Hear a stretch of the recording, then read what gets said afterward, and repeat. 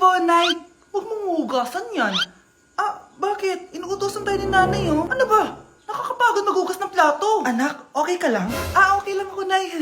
Nay, pwede ba akong sumama sa gala ng mga kaibigan ko? Ay, hindi pwede. Gabi na, oh. Delikado na sa labas. Sige po, Nay. Anong sige? Huwag mong papakinggan yan. Sumama ka. Pero tama si nanay. Delikado na lumabas. Hindi mo ba naintindihan, ha? Masaya doon. May inuman. Madaming lalaki. Anak, pa-check up na kita. Ay, di na, Nay. Okay lang ako. Anak, eto na pagkain mo. Bitawan mo ko. Nasasaktan ako. Bakit? Makulit ka, di ba? Sabi kong ayaw ko maligo. Ano ba? May putok na ako. Maligo na tayo. Ayoko! Anak, ano nangyayari sa'yo? Hayaan mo sila. Huwag mo silang papakialaman. Dahil isa ka din naman may saltek. Pero nag-aalala lang naman ako sa anak ko. Nagmana lang naman yan sa'yo. Nay, may saltik ka din? Nay, maniligaw ko nga pala. Hi tita, ako nga pala si Enzo, ang soon-to-be jowa ni Scarlett. Enzo? Anak, di ba yan yung anak ng mayor? Opo, Nay. Galing mo talaga pumili, anak. Mukhang magkakapera ako, A few moments later. O sige, pumapayag na ako na maging jowa mo tong anak ko. Yes! Pangako tita, hindi ko papaiyakin si Scarlett. Pwede mo na akong i-kiss. Pops! May bayad ang kiss sa anak ko, ha? Nay, ano na naman yan? Syempre, ang mahal ng diaper at gatas mo ng bata, tapos libre lang. Ano naman? Tita, magkano po ba? Magkano? Eto price list. Holding hands, 200 pesos. Hug, 300 pesos. Kiss sa kamay, 500 pesos. Kiss sa noo, 700 pesos. Kiss sa lips, 1,000 pesos. At kung makikipag-date kayo sa isa't isa, 3,000 pesos at dapat sagot mo yung bill, ha? 3 hours lang yon. Kung mag-extend ka, pwede naman magbayad ng additional. At bawal tumawad. Pili ka na lang. Ngayong mahal naman, Diyos ko. Ano naman? Business is business. Kailangan ko ma-ROI mga nagastos ko sa'yo. Ito po tita, cheque. Unlimited kiss na yan, na. Cheque? Kahit gumawa pa kayo ng 10 anak. 1 million ba to?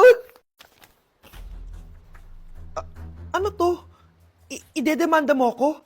Ano ba ginawa ko sa'yo? Oo, ipapademanda kita. Gagawin mo pa akong business mo, ha? Wala ka namang business permit. Tsaka ang mahal naman ng mga presyo mo. Di naman gano'ng kaganda tong anak mo. Teka lang, joke lang yun eh. Mahilig talaga ako mag-ganon. Isusumbong ko kayo sa tatay ko, Mayor. See you sa kulungan. Kukulong na naman ako. Hi, Bes! I'm back! Bes, pupunta ka ng ibang bansa? Hindi, dito na ako titira sa inyo. Hi, tita! Anong ulam? Samantha, halika na dito, Be! Niluto ko paborito mo. Yan yung gusto ko sa'yo, tita eh. Scarlett, lagay mo na nga ito sa kwarto ko. Kwarto mo? Ang kwarto ko ay ang kwarto mo.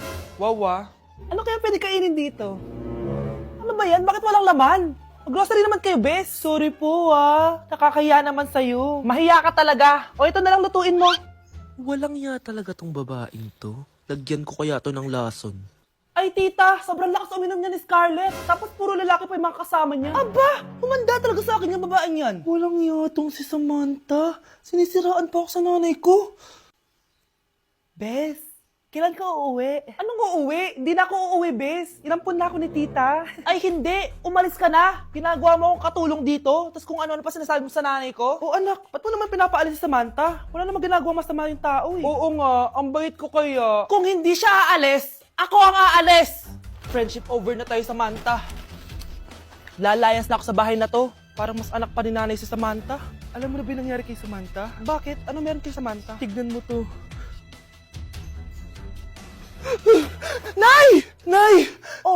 Di ba lumayas ka na? Paalisin mo na yan si Samantha! Sino siya, anak? Tinawag mo bang anak si Samantha? Ay, hindi ko alam, Nay. Paalisin mo nga yan. Hoy, babae! Kung sino ka man, umalis ka na dito. Nak, okay ka lang? Pagod na ako mag-aral, Nay. Sige anak, pahinga ka muna, ha? Ay! Yung niluluto ko! Anak, kain na dito! Sana matuyo to agad para masuotan ng anak ko bukas.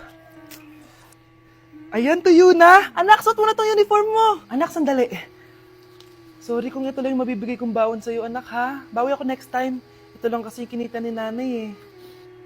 Anak, yung project mo, wag mo kakalimutan, ha? Sige na, ingat ka. Kaya ko to. Makakapagtapos ako.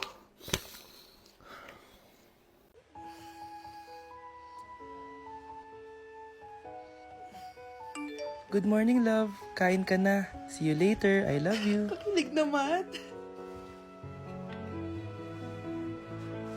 Love, kainin mo na to. Ayoko nga niyan, love. Oh, airplane. Nga. Para naman bata eh.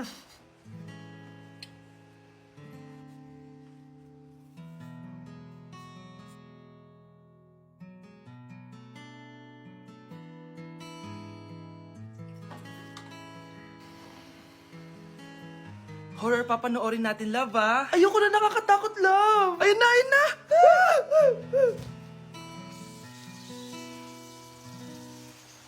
Wow, sipag mo, love, ah. Siyempre naman, ako pa. O, eto. Nakakainis, pinasama ko. Akin na nga yan. Aba, gumaganti ka, ah. Halika dito.